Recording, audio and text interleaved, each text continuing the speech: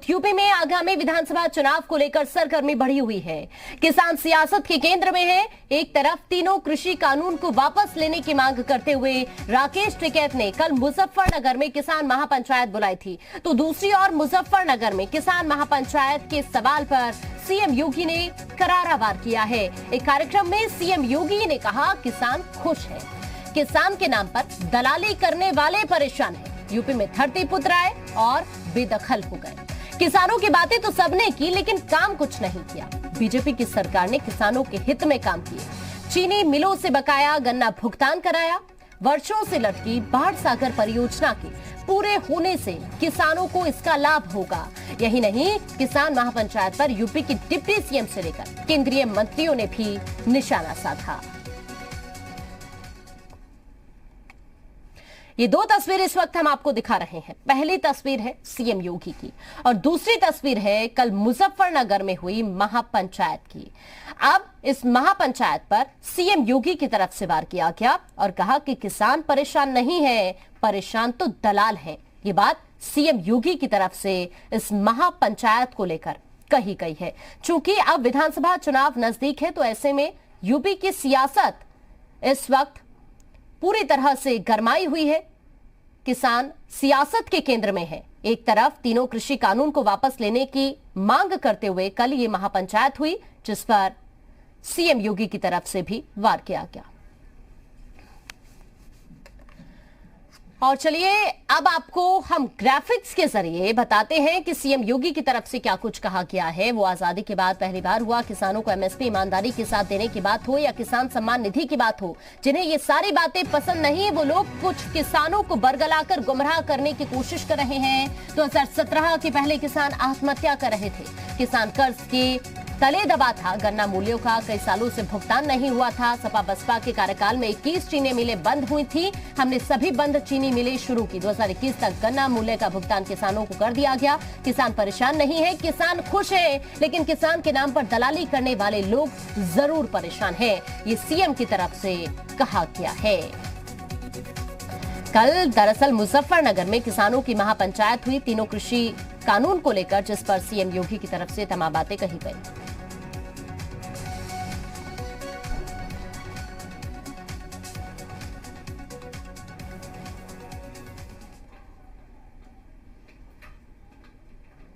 आंदोलन के आड़ में या केवल विपक्षी दल जो भाजपा से राजनीतिक मोर्चे पर जनता की अदालत में लगातार हार रहे, उनके द्वारा प्रयोजित किया जाता है। किसानों के हित में तो काम भाजपा कर रही है। मोदी जी के नेतृत्व में, योगी जी के नेतृत्व में केंद्र और प्रदेश सरकार कर रही है और आगे भी करेगी।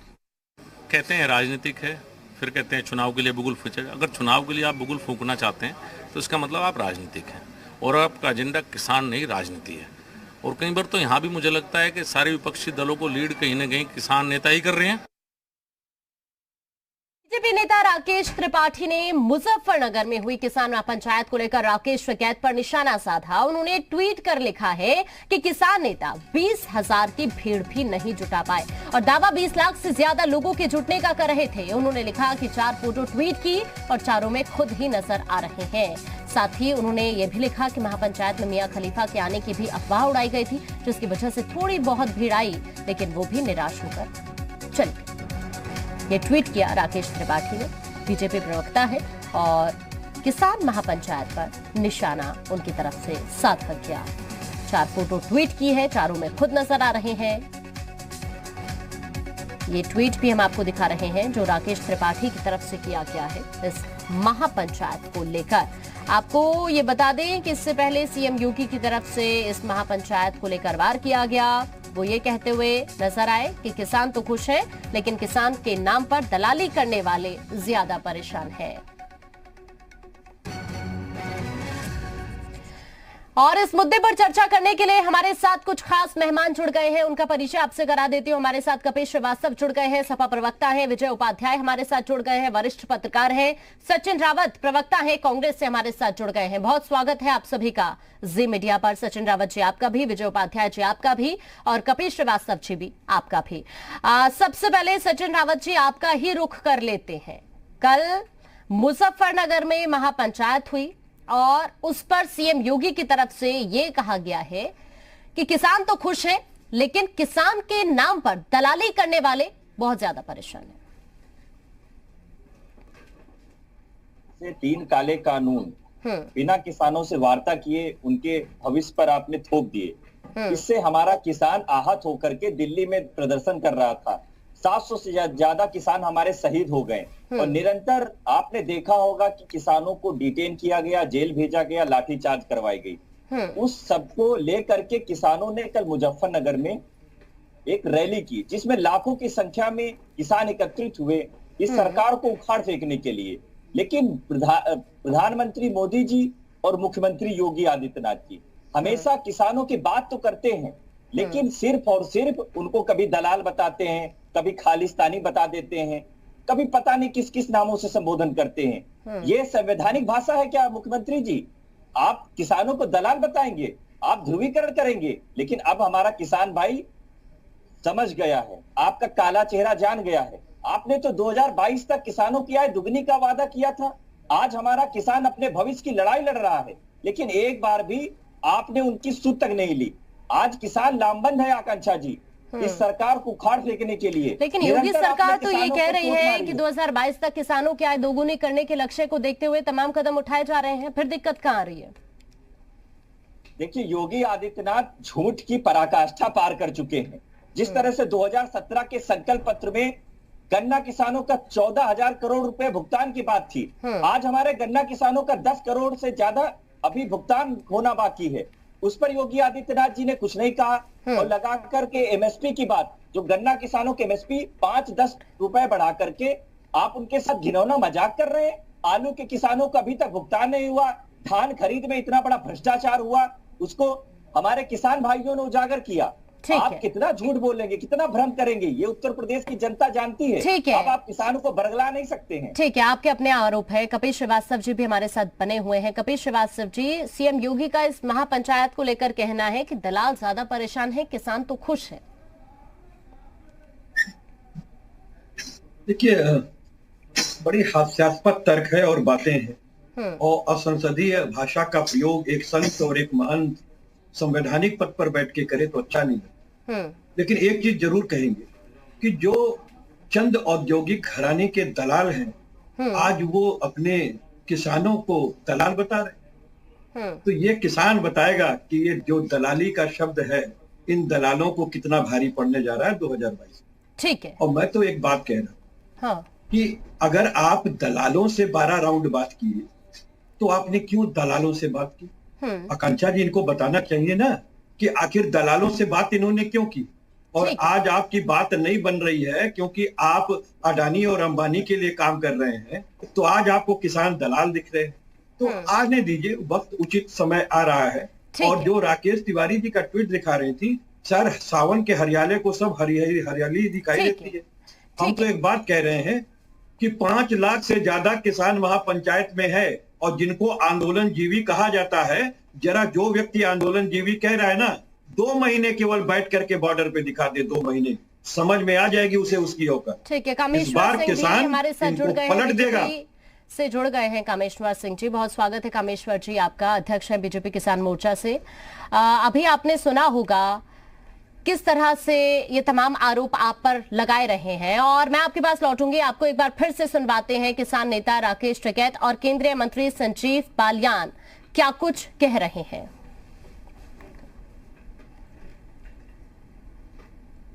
कोरोना एक बार मारेगा, ये तो तिल तिल मारेंगे जो इनके कानून हैं। तो कोरोना से बड़ा भयंकर तो कानून है आज देश में, ये जो कृषि के जो कानून लेकर आ रहे हैं, जो पूरे सर्विस सेक्टर को बेचने लग रहे हैं, तो ये बड़े हैं, कोरोना से बड़े। हाँ, ऐसा लगता है कि अब तो राजनीतिक महापंचायत होगी, किसान महापंचायत तो रही नहीं। किसान के मुद्दे तो कल कम ही दिखाई दिए, वहाँ ज़्यादा बातें राजनीतिक हुई हैं। अलग अलग पार्टियों से लोग आए हुए थे, सभी बसों पे अलग अलग पार्टियों के झंडे थे। तो एक तरह से कह सकते हैं कि किसान के कंधे का इस्तेमाल किया जा रहा है राजनीतिक लोगों के द्वारा। तो कामेश्वर सिंह जी, अध्यक्ष बीजेपी किसान मोर्चा से हमारे साथ जुड़े हुए हैं। कामेश्वर सिंह जी, अभी आपने सुना होगा किसान नेता राकेश टिकैत को, वो ये कह रहे हैं कि कोरोना से ज्यादा भयंकर है ये तीनों कृषि कानून। लेकिन इस वक्त जो सिचुएशन है, कल महापंचायत हुई मुजफ्फरनगर के अंदर, इससे पहले कई दौर की वार्ता भी सरकार के साथ हो चुकी है। किसानों के हल कैसे निकलेगा इस समस्या का? देखिए, आदरणीय राकेश टिकैत जी 100% झूठ बोल रहे हैं। 100% झूठ बोल रहे हैं। वो अभी तक ये नहीं बता पाए कि जो नया 3 कृषि कानून है उस कृषि कानून में क्या कमी है और किसानों को उससे क्या नुकसान होने वाला है। भारत सरकार दर्जनों बार किसानों से वार्ता कर चुकी है, संयुक्त किसान मोर्चा के नेताओं से वार्ता कर चुकी है और उनको यह साफ साफ कही है कि आप ये बताइए कि जो 3 कृषि कानून है इसमें क्या कमी है, उसको सरकार दूर करने के लिए तैयार है। आप यदि कोई सुझाव देना चाहते हैं तो सुझाव दीजिए, उसको भी सरकार मानेगी। लेकिन यह लोग 3 कृषि कानून के नाम पर देश के प्रधानमंत्री श्रीमान नरेंद्र मोदी जी को बदनाम करने का साजिश कर रहे हैं। योगी आदित्यनाथ जी महाराज को बदनाम करना चाहते हैं। इनका काम किसानों का हित नहीं है, इनका काम किसानों को गुमराह करके मोदी जी और योगी जी के विरुद्ध खड़ा करना है। ठीक है, हमारे साथ कमलेश यादव भी जुड़ गए हैं, किसान नेता हैं। बहुत स्वागत है कमलेश यादव जी आपका जी मीडिया पर। अभी आपने सुना होगा बीजेपी नेता को, दिक्कत कहां आ रही है? जब सरकार संशोधन के लिए भी तैयार है तो फिर दिक्कत कहां आ रही है? अब देखिए, बहुत सारी दिक्कत आ रही है। बीजेपी नेता जो कह रहे हैं उनकी भी बात का हम सहयोग करते हैं, लेकिन मेरा कहने का मतलब ये है कि जो चीज हमारे ऊपर हमारा नुकसानदायक है उसको किसान नहीं मान रहा है तो सरकार को वापस लेना चाहिए। क्यों नहीं लेती है? नहीं तो सरकार संशोधन के लिए तो तैयार है ना। अगर कोई दिक्कत है तो आप बताइए, उसके लिए कई दौर की वार्ता तो हो चुकी है। वार्ता में कई बार हमारी जो किसान नेता जो गए, जो हमारे मुखिया गए, जब वहां पे एक कंडीशन लगा दी जाती है कि आप बिल में जो चीजें हैं उनके ऊपर आप कोई बात ना करना, हम सीधे संशोधन के लिए अगर ये लोग कहते हैं तो हम लोग भी तो मांग रहे हैं, कोई मांग मानी नहीं जाती।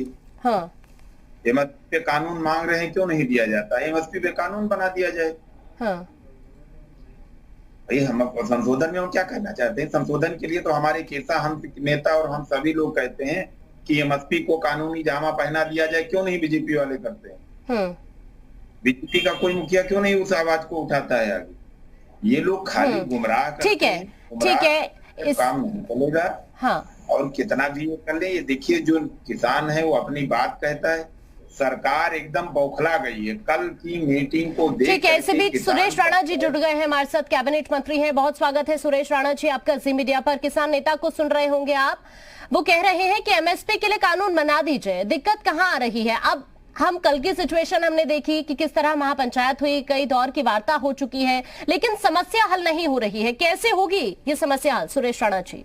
देश के प्रधानमंत्री माननीय श्री नरेंद्र मोदी जी के द्वारा लगातार किसानों के हित में फैसले लिए गए हैं। और ये बात किसी से छिपी नहीं है कि 2014 के बाद अब तक लगातार एक नहीं सैकड़ों फैसले किसानों के हित में माननीय प्रधानमंत्री जी के द्वारा किए गए हैं। हम सब जानते हैं 18,000 गाँव में बिजली पहुंचाने का काम किया तो नरेंद्र मोदी जी ने किया। हम सब जानते हैं कि बंद कारखानों को चलाने का काम किया तो मोदी जी ने किया। यूरिया को नीम कोटेड करने का काम किया तो मोदी जी ने किया। और एमएसपी भी, यदि आप एमएसपी पर स्टडी करेंगे तो एमएसपी भी 2013 से लेकर के और 2021 तक इतनी जबरदस्त मात्रा में बढ़ाने का यदि काम किया तो आदरणीय प्रधानमंत्री जी ने किया। और लगातार लागत पर 1.5 गुना उसकी ओर प्रयासरत होकर के एमएसपी पर खरीद कराने का काम किया तो माननीय प्रधानमंत्री जी ने किया, माननीय मुख्यमंत्री जी ने किया। और इसके बावजूद भी कृषि विधेयक को इसलिए लेकर के आए कि किसान को वैकल्पिक बाजार मिले, किसान अपनी फसल को कहीं भी बेच सके। अब मुझे नहीं पता कौन आपके साथ जुड़े हैं, मैं उनका स्वागत करता हूँ जो भी जुड़े हैं। और चूंकि किसान भाइयों का हम अभिनंदन करते हैं, स्वागत करते हैं, किसान भाइयों ने मोदी योगी सरकार के साथ मिलकर के कदम से कदम बढ़ा करके बहुत ही परिश्रम किया है। और लेकिन यदि किसी के पास कोई सुझाव है और उन्हें लगता है कि इसमें और संशोधन की आवश्यकता है, लगता है और बेहतर कोई सुझाव है, तो लगातार बार बार कृषि मंत्री जी ने बात की है, श्रम गृह मंत्री जी ने बात की है, माननीय प्रधानमंत्री जी ने कहा है मैं एक पोल की दूरी पर हूँ, और लगातार विकल्प वार्ता का हमेशा खुला रखा है। तो यदि किसान भाइयों के पास कोई सुझाव है, किसान नेताओं के पास कोई सुझाव है, तो सुझाव का स्वागत है, अभिनंदन है। हाँ, नहीं तो कोई मिसअंडरस्टैंडिंग हो रही है क्या किसानों के बीच कि उन्हें ये सब चीजें समझ नहीं आ रही है? क्योंकि अगर ये तीनों कृषि कानून किसानों के हित में है तो फिर दिक्कत कहाँ आ रही है? सबसे बड़ी बात तो वही है कि यदि कोई किसान नेता, हमारे मित्र या हमारे किसान साथी दिक्कत यदि जहाँ है उस दिक्कत को बताएंगे तभी तो समाधान की ओर हम लोग बढ़ेंगे। और यदि मैं उत्तर प्रदेश में गन्ना मंत्री हूँ, मैं एक छोटा सा उदाहरण देना चाहता हूँ। उत्तर प्रदेश में पिछले 25 साल से क्रेशर के लाइसेंस बंद थे। माने योगी जी ने क्रेशर का लाइसेंस खोला, हमने 272। लेकिन विपक्ष तो ये आरोप लगा रहा है कि किसानों के हित में पिछले 4 साल में आपने कुछ नहीं किया, गन्ना मूल्य आपकी तरफ से नहीं बढ़ाया गया। जी एक मिनट मेरी बात सुनो जी। हमने 272 नए क्रेशर लगाए, और नए क्रेशर लगाए तो पिछले साल 9 करोड़ कुंटल गन्ना ने पिराई किया। तो हमने नया मार्केट दिया किसानों को जो बंद हो गया था, तभी तो उन्होंने क्रेशर को विकल्प के रूप में चुना। यही नरेंद्र मोदी जी चाहते हैं पूरे देश के अंदर के किसानों को वैकल्पिक बाजार मिले, उसे नई मंडियां मिले, वो अपने माल को कहीं भी बेच सकता है, देश भर में वो भाव जहाँ अच्छा मिले वहाँ बेच सकता है।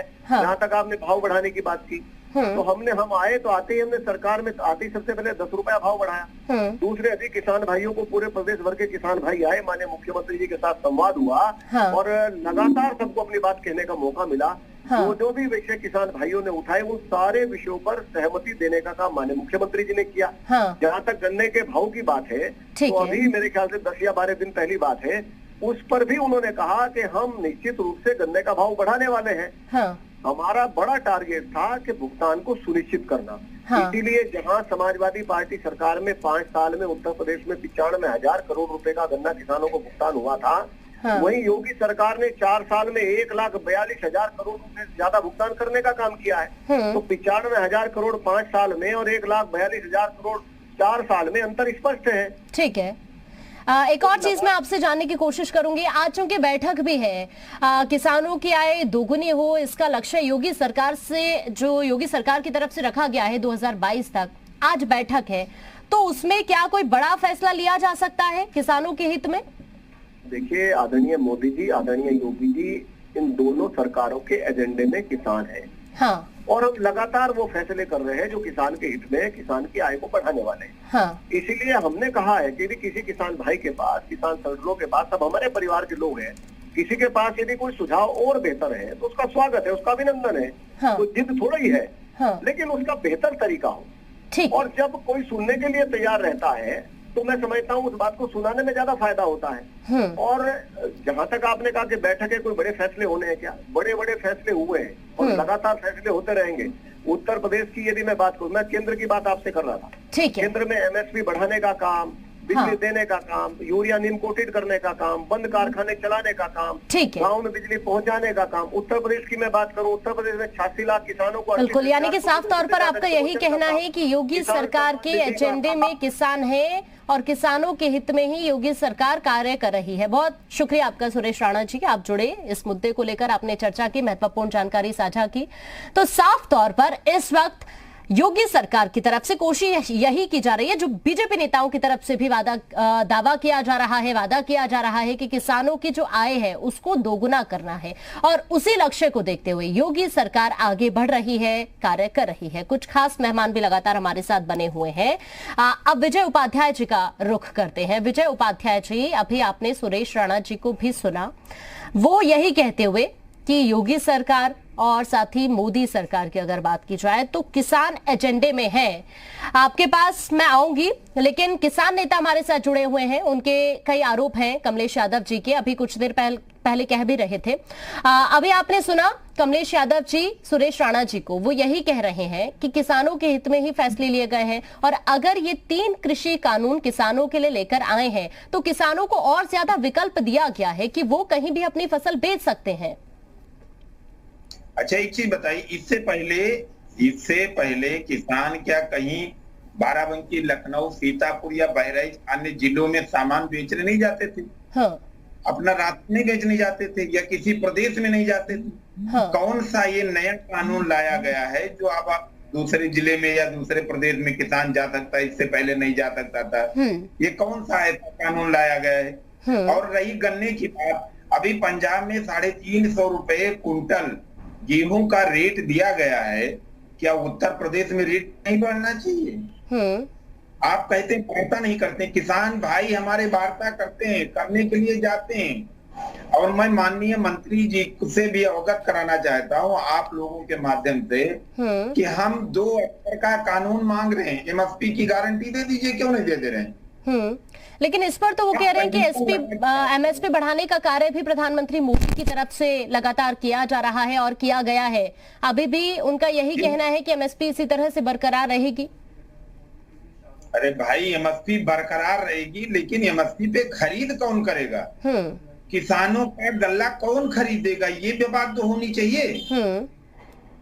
भाई, हम आपके चैनल पे जुड़ गए, आपने कहा मैंने जोड़ा, आप मुझे समय न दे, बात न कराएं, क्या मतलब है?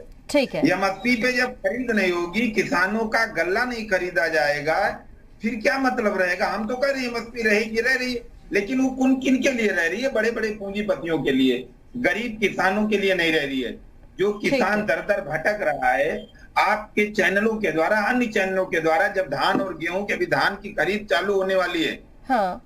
आप देखेंगे एक महीना, 2 महीना तक ट्रैक्टर ट्रालियां दिए ठंडक में किसान भाई हमारे लगे रहते हैं और तौल नहीं होती है। इसी उत्तर प्रदेश के अंदर कई बार पूंजीपतियों के, बड़े बड़े व्यापारियों का माल तौला जाता है और किसान अपना धान लेकर के जब जाता है तो उससे बताया जाता है बोरा नहीं है, कहीं लेबर नहीं है।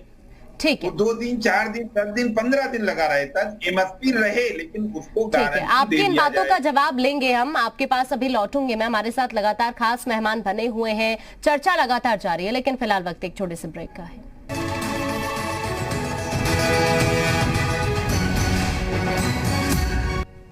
और ब्रेक के बाद स्वागत है आपका। लगातार ये खास चर्चा जारी है, हमारे साथ कुछ खास मेहमान भी लगातार बने हुए हैं। कामेश्वर सिंह हमारे साथ बने हुए हैं और साथ ही कपिल श्रीवास्तव हो, इसके अलावा विजय उपाध्याय, तमाम लोग हमारे साथ बने हुए हैं।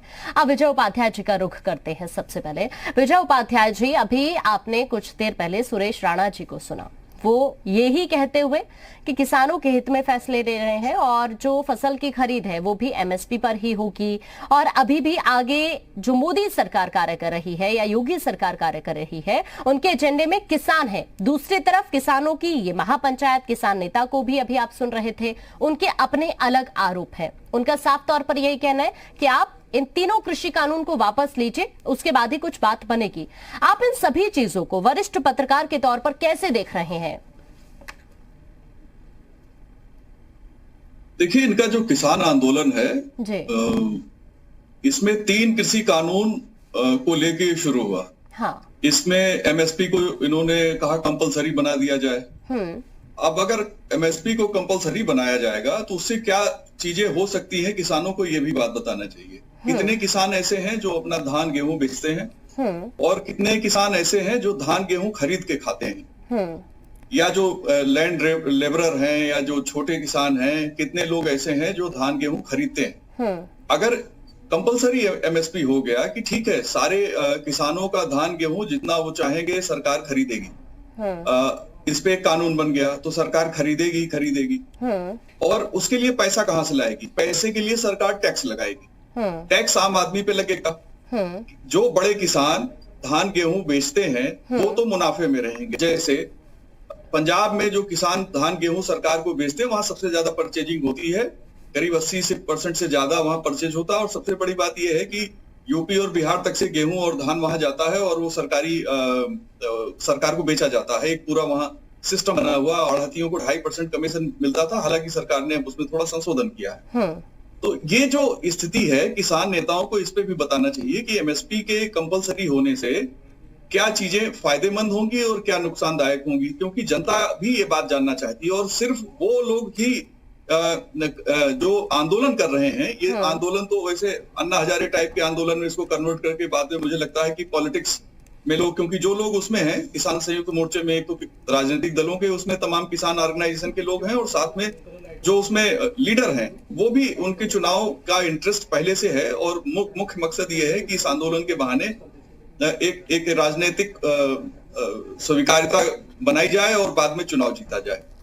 इस देश में जितने लोग गरीबों का कल्याण, किसानों का कल्याण करने के लिए आगे आते हैं, असल में उनका कल्याण हो जाता है। गरीब और किसान वहीं का वहीं, वैसे का वैसे रहता, उसकी कोई सुध लेने वाला नहीं होता। बिल्कुल, ये तो राजनीति करने का बहाना बन गया है। बिल्कुल, और यही आरोप इस वक्त लग रहे हैं। अच्छा, इसके अलावा आप नहीं, मैं आरोप नहीं लगा रहा हूं, मैं स्थिति का विश्लेषण कर रहा हूं। जी बिल्कुल। इसके बाद आप ये देखिए कि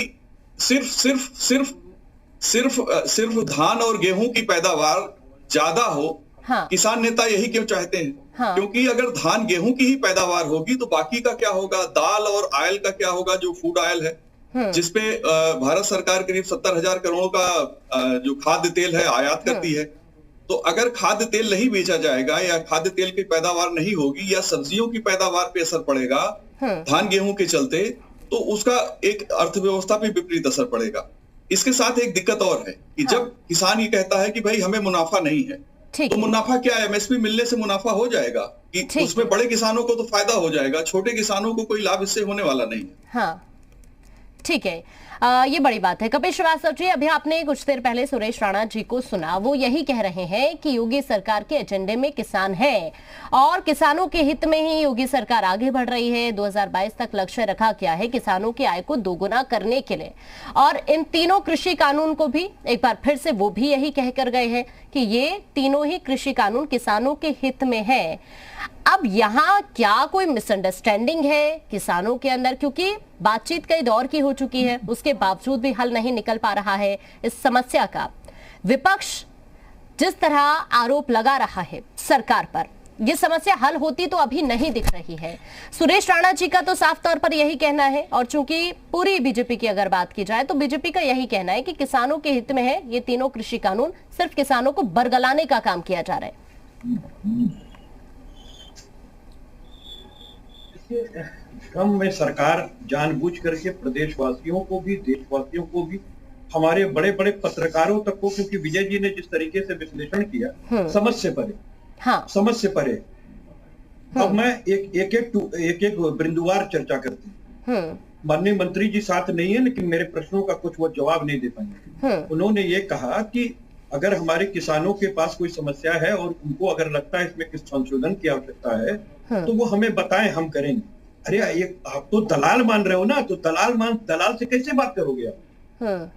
आपकी तो सबसे बड़ी दिक्कत यही है कि आप किसान मानने के लिए नहीं तैयार है, मुंह पे कुछ और करते हैं, कर्मों में कुछ और करते हैं। मैं तो एक चीज पूछ रहा हूँ कि जो सरलीकरण विधेयक बनाया गया सशक्तिकरण के लिए और कॉन्ट्रैक्ट लेकर के आया गया, तो मुझे सिर्फ इतना ही बता दें कि उसमें धारा 3 हटा देंगे।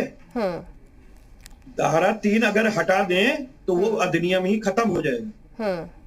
और मैं क्यों कह रहा हूं कांचन, जानना बहुत जरूरी है।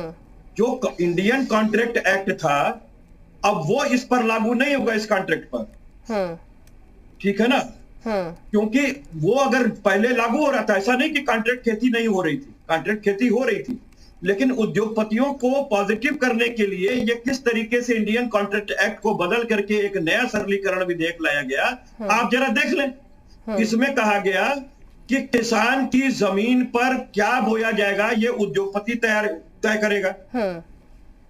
उस पे बीज से लेके दवा, उपकरण से लेके सारी चीज जो है वो उद्योगपति देगा, और 3 बार उसकी वो जांच करेगा, और अंत में जो फसल तैयार होगी उसके मूल्य का निर्धारण भी उद्योगपति करेगा। तो 2 बराबर लोगों के बीच में ना कॉन्ट्रैक्ट होता है। जब आपने शर्त एक तरफा कर दी तो किस तरीके का ये कॉन्ट्रैक्ट है? और विजय जी से मैं निवेदन करना चाहता हूं, एक श्रेष्ठ और वरिष्ठ पत्रकार है, मेरी बातों पर टिप्पणी कर लेंगे, और जहां उन्हें ना समझ में आए, क्योंकि मैं विधि का छात्र भी हूं और मैं 22 साल से विधि को प्रैक्टिस कर रहा हूं, मैं कैंडिडेट। ठीक है, मैं तो मंत्री जी और खमेश्वर सिंह बैठे हुए, मैंने एक मिनट खर्च है। मैं तो पूछ रहा हूँ, एमएसपी पे अगर गारंटी हो जाएगी, ये कहाँ लिखा हुआ कि गारंटी में सरकार को 100% खरीद करनी पड़ेगी? इतना लेकिन जरूर हो जाएगा कि जो मंडियों में भी अनाज बिकेगा, जो प्राइवेट लोग, जो हमारे व्यापारी आएंगे, उनको एमएसपी पे खरीद करनी पड़ेगी। सिर्फ इतना हो जाएगा, और यही नहीं चाहती है सर। ठीक है, यही नहीं चाहती है सर। और अगर एमएसपी पे सही मूल्य मिल रहा है, आपके आरोप का जवाब ले लेते हैं, आपके आरोप का जवाब ले लेते हैं कामेश्वर सिंह जी से, आपके आरोप का जवाब ले लेते हैं कपेश जी। कपेश जी की बातें आपने अभी सुनी होंगी। कामेश्वर जी वो साफ तौर पर ये कह रहे हैं कि शर्त तो आपने एक तरफा कर दी।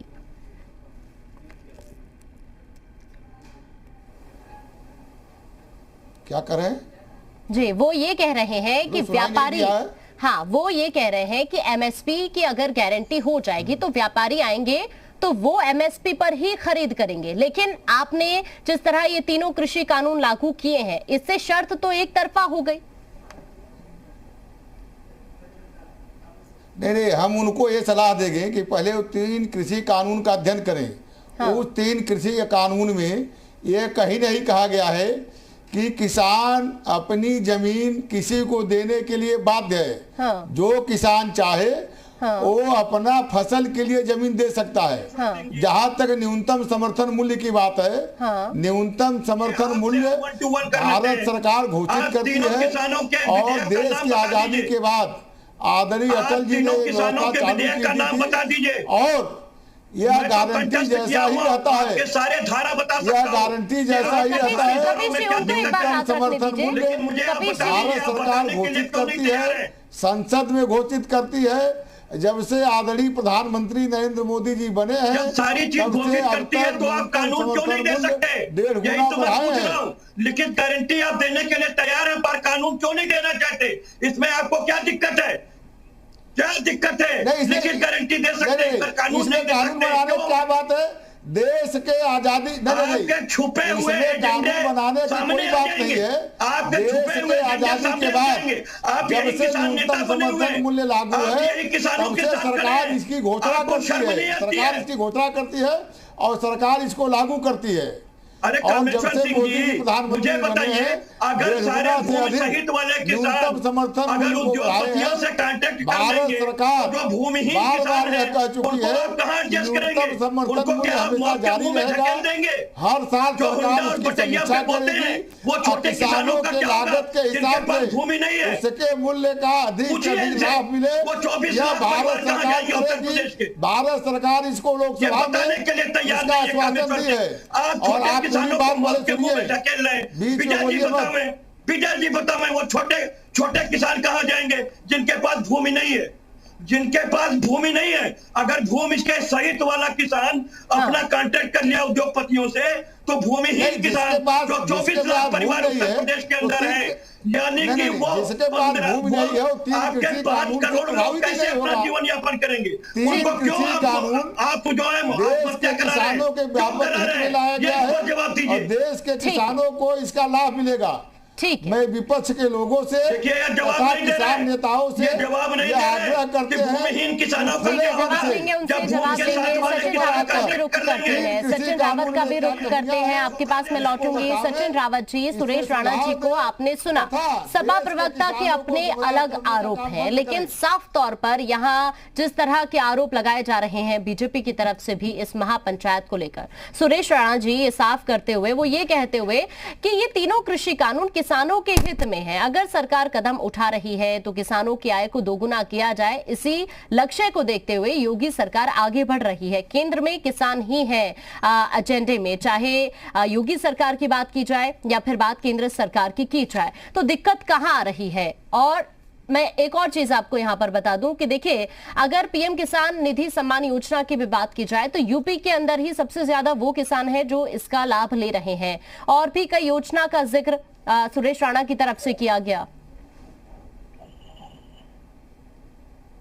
आकांक्षा जी, मैं बताना चाहूंगा, हाँ, जिस तरह देश में 14,000 किसान संगठन है, हाँ, जब मोदी जी 3 काले कानून बना रहे थे, हाँ, आपने एक बार भी किसानों से वार्ता की, बातचीत की? लेकिन नहीं की। उन्होंने अडानी और अंबानी को बुला करके ये 3 काले कानून बना करके कोरोना काल में उन्होंने थोप दिए, क्योंकि उनको पता था कि कोरोना काल में कोई भी आवाज नहीं उठा पाएगा। लेकिन किसान हमारा सशक्त है, अगर उसके हल पे आपने चोट मारी तो उस हल से आपकी फसल को काट जरूर देगा। क्योंकि जिस तरह से हमारे किसान भाई ने भी कहा और यहाँ पे कपिल जी ने भी बात कही, कांग्रेस पार्टी की यही बात है कि आप एमएसपी को लिखित में क्यों नहीं दे रहे हैं। कॉन्ट्रैक्ट फार्मिंग के जरिए आप हमारे किसान भाइयों को उनकी जमीन पर गुलाम बनाना चाहते हैं। आप फिर अंग्रेजों वाला कानून थोपना चाहते हैं, हमारे किसान भाइयों को फिर अंग्रेजी हुकूमत की तरीके उन पे चोट मारने का प्रहार करते हैं। अरे कितना झूठ बोलेंगे। सुरेश राणा जी तो पश्चिमी यूपी से आते हैं, उनको तो किसानों के बारे में अच्छे से बात करनी चाहिए थी। अगर हम किसानों से वार्ता करेंगे, उनके सुझाव लेंगे और आने वाले समय में एक ठोस कानून बनाएंगे और हमारा किसान खुशहाल होगा, तभी तो देश का खुशहाल होगा। लेकिन आज जिस तरह से अहंकार में डूबी है सरकार, इससे आने वाले समय में किसान पीढ़ियां बर्बाद हो जाएंगी। कि अगर आप उनसे वार्ता नहीं करेंगे, लगातार उनको दलाल बोलेंगे, खालिस्तानी बोलेंगे, लाठीचार्ज कराएंगे, जेल भेजेंगे, आखिर कब तक हमारे किसान भाइयों के परिवार पे चोट मारेंगे। ऐसा नहीं चलेगा कौमेश्वर जी, और ना ही भारतीय जनता पार्टी का ये पूरा एजेंडा चलेगा। अब उत्तर प्रदेश का देखिए, आप झूठ बोलना बंद करिए, आप झूठ बोलना बंद करिए, देश के किसानों को गुमराह करने का काम बंद करिए और आप यह स्पष्ट रूप से बताइए कि जो 3 कृषि कानून है उसमें क्या कमी है। आपको यह स्पष्ट करना चाहिए। हमारे किसान साथी शहीद हो गए, सुनने के लिए तैयार नहीं है। एक एक करके अपनी बात रखिए, एक एक करके। कपिल जी, मैंने आपको भी मौका दिया था, आपको भी कामेश्वर मैंने मौका दिया था, आप एक एक करके अपनी बात रखिए। सारे शर्तें एक तरफा क्यों शर्तें लगेंगी? उद्योगपति ही क्यों शर्तें लगाएगा? किसान की अपनी शर्त क्यों नहीं होनी चाहिए? तो बराबर के बीच में कॉन्ट्रैक्ट होता है, एक ऊपर और एक नीचे के बीच कॉन्ट्रैक्ट नहीं होता है। आपने किसानों से कॉन्ट्रैक्ट नहीं किया है, आपने उनके मौत का फरमान जारी किया। आप लोग झूठ बोलना, देश को गुमराह करने का काम बंद कर दीजिए। किसानों के सच्चे मुद्दे को लेकर जनता को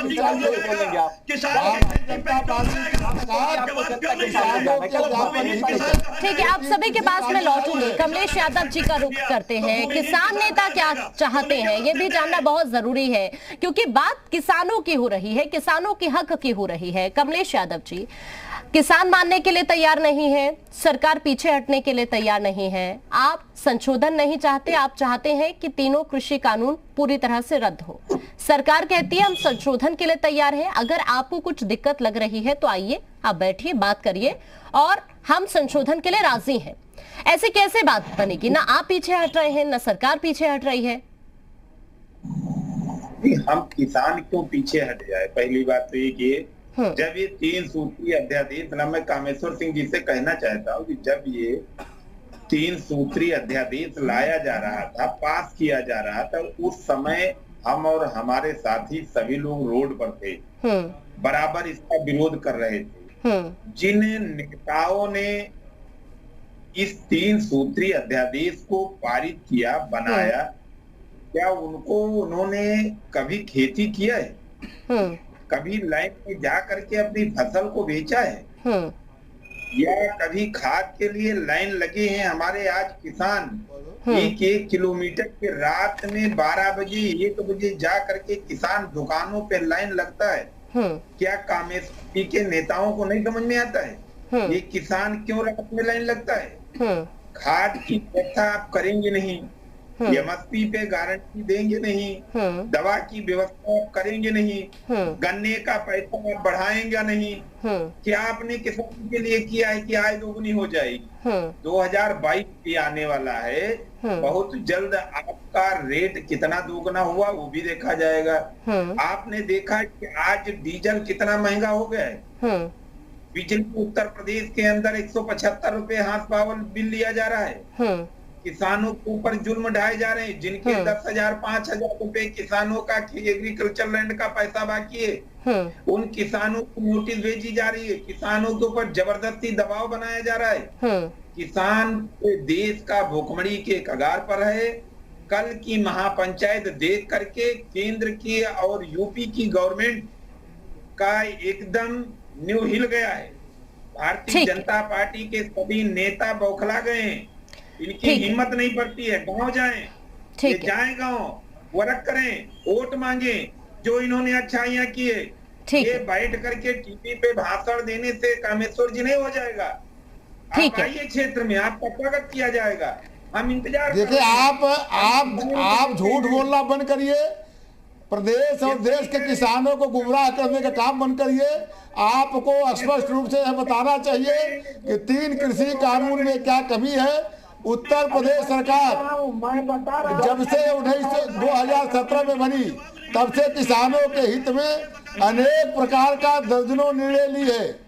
उत्तर प्रदेश सरकार नहीं, कामेश्वर जी वो ये चाहते हैं कि एमएसपी को लेकर गारंटी सरकार की तरफ से दी जाए। अगर एमएसपी पर कानून बनता है तो उसमें कहाँ दिक्कत आ रही है? और बहुजन समाज पार्टी की सरकार में जो गन्ना मिलें बंद हो गई, उसको चलवाने का काम एक करके अपनी बात करें। और इतना ही नहीं, 3 चीनी मिलों को नए रूप में बनाया गया है। आपका यह आरोप गलत है कि किसानों के हित में सरकार काम नहीं कर रही है। देश की आजादी के बाद सबसे अधिक काम भारतीय जनता पार्टी की सरकार मोदी जी के नेतृत्व में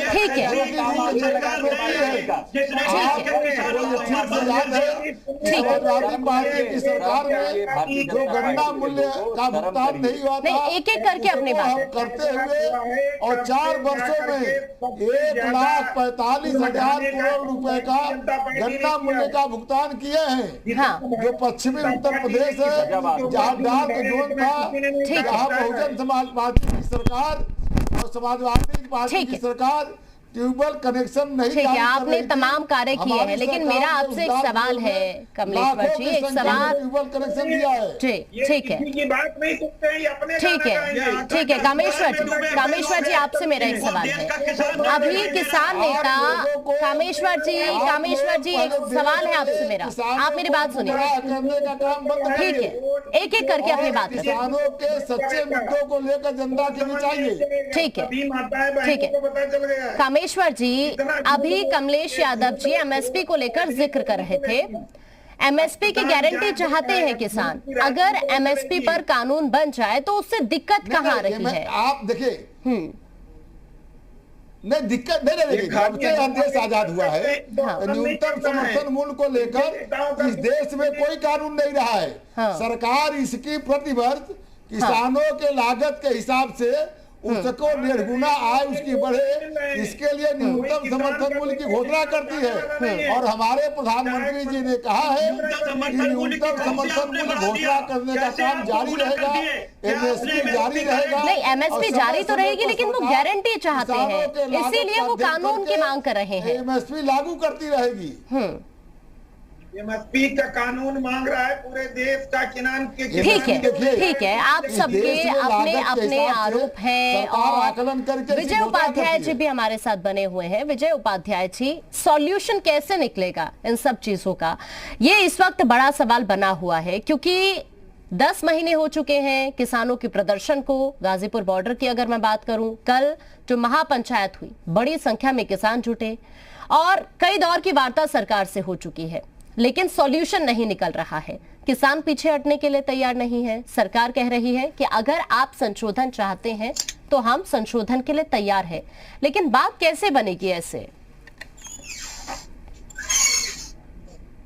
देखिए, मेरी समझ से जो पिछले 9 महीने में आंदोलन चल रहा है, इस आंदोलन में समाधान किसान नेता नहीं चाहते। किसान की बात मैं नहीं कर रहा हूँ, वो किसान संयुक्त मोर्चा इसमें समाधान नहीं चाहता, इसलिए उसमें शर्तें बार बार जोड़ रहे हैं।